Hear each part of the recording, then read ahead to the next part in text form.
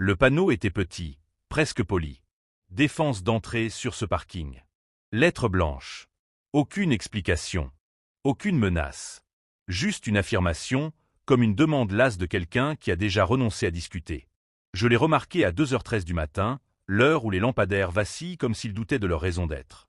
Mon téléphone n'avait plus que 3% de batterie. Tous les autres parkings du quartier étaient pleins. Celui-ci, un rectangle d'obscurité vide derrière un centre commercial abandonné, semblait intact. Pas de voiture. Pas de déchets. Pas de taches d'huile. Trop propre. Cela aurait dû suffire. Dès que mes pneus ont franchi la ligne blanche délavée, l'air a changé. Il n'était pas plus froid. Il était plus lourd, comme respirer dans une pièce close où quelqu'un attendait depuis longtemps. Mes phares engloutissaient l'asphalte sans sembler atteindre le fond. Le parking paraissait plus long qu'il n'aurait dû l'être. Je me suis garé près du centre. Grosse erreur. Le moteur s'est arrêté net. Aucun raté. Aucun voyant d'alerte.